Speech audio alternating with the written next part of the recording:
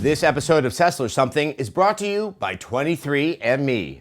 All right, just so you know, I am coming to you on July 3rd, because what you are watching right now, I am currently in the country of Russia for Microsoft's Imagine Cup.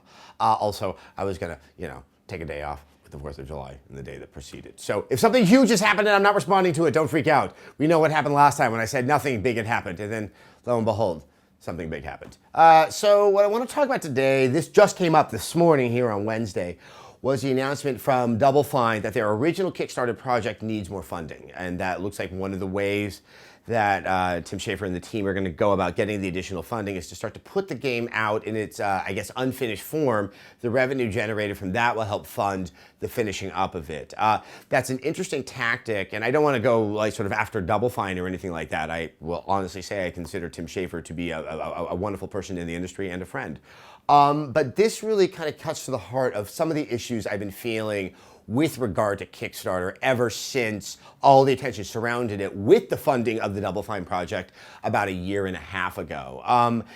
It was so exciting at that time and sort of liberating. It was this kind of like middle finger to kind of the regular studio system that had so much creative control and tended to really pull a lot of character out of the games. And then say in the case of a game that was just fine, like Brutal Legend, mismarketed and mismanaged. It was presented to so many people as an action game when it actually turned out to be this very interesting strategy game. That really has become an issue not just for Double Fine, but for other very creative people that just don't seem to fit in comfortably with the large corporate needs of a big publisher.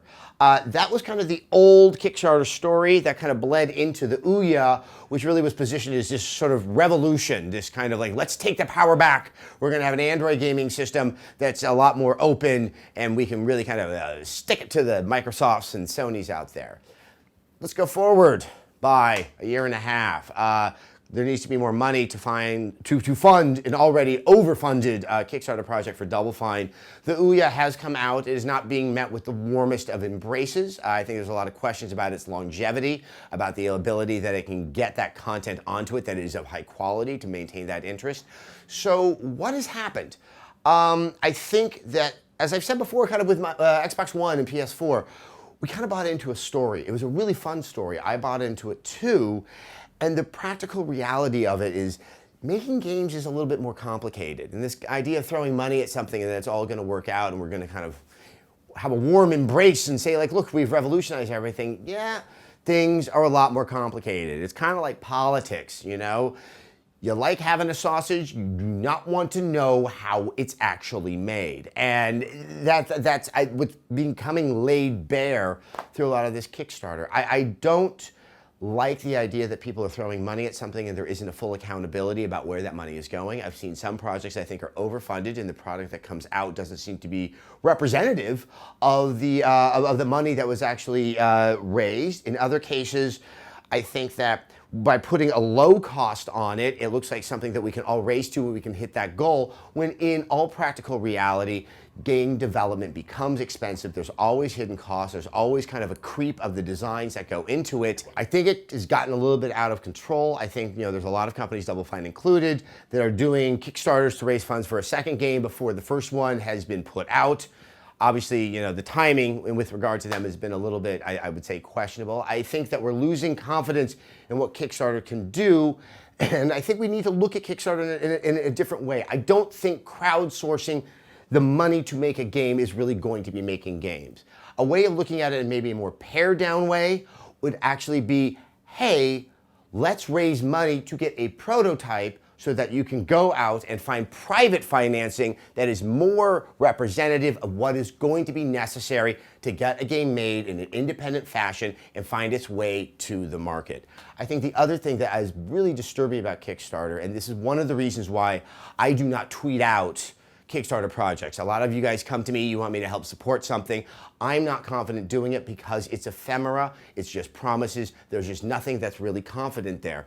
Maybe if Kickstarter allowed for something where you can only reach the goal, and that if you do somehow raise more money in the window of opportunity for the Kickstarter goal, everybody's contribution is then prorated. That would create some discipline to really understand what the budgeting is going to be for the game, so there is something a little more transparent, honest, and thought through when people go out there to raise cash. I'm not saying throw the baby out with the bathwater and get rid of crowdfunding altogether, but I think that we are losing a sense of trust between the enthusiasm of the people that want to donate money with absolutely no investment and the understanding that with that money, there comes responsibility, even if it isn't monetary return. Because what it's supposed to be is a game we all want to play. All right, we're gonna take a moment for our sponsor, 23andMe. Have you ever wondered what you might learn from your DNA? 23andMe, it actually enables anyone to explore their own DNA. It comes from a saliva analysis of approximately 1 million data points in your DNA.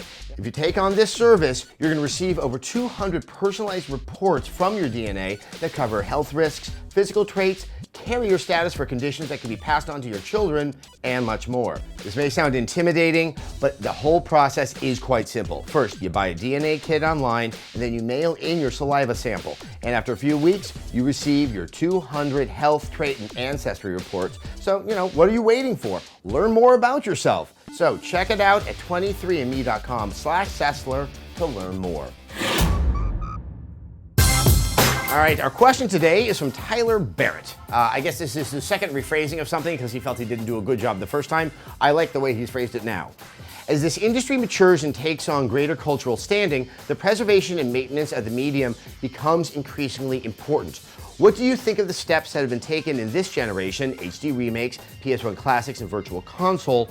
And what kind of steps do you think will be taken or should be taken moving forward? Do you think maybe we should all go buy Retro N3? Those are the players that play NES, SNES, and Genesis games.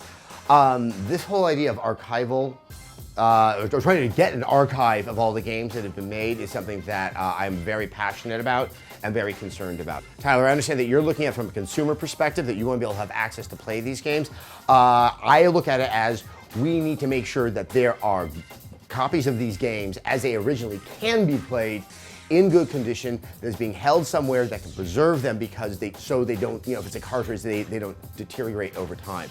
This is for historical study. This is for academic study. I really do believe that games are worthy of that, but if we don't have them to study, well then that becomes a little bit challenging, I would say. There is an organization, there's the History of Video Games Museum, there's also an organization that's up in upstate New York that are really trying to do this. I'll see if I can get some links underneath here for you guys to look into it.